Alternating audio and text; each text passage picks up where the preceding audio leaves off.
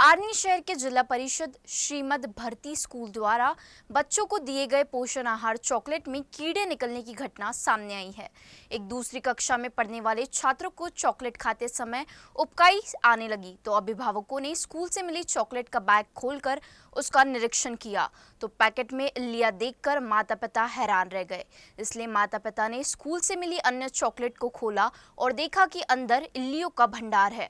अभिभावकों ने शिक्षा विभाग पर इस पोषण आहार के नाम पर छात्रों के स्वास्थ्य से खिलवाड़ करने का आरोप लगाया है। शाळेला पुरवठा झाला होता। सकाळच्या सत्रामध्ये पुरवठादाराक आले होते, त्यांच्याकडून आम्ही माल उचलून घेतला आणि लगेच आम्ही त्या मिलेट बारचं वाटप केलं।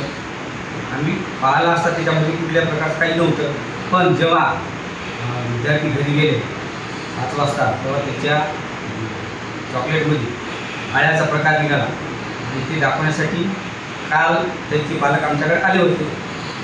असा प्रकार शाळेत झाला। अच्छा, आम्ही जेव्हा खोलले तेव्हा आळ्या नव्हत्या, त्याच्यामध्ये आळ्या होत्या। अच्छा, पालकांनी आम्हाला आळ्या दाखवल्या।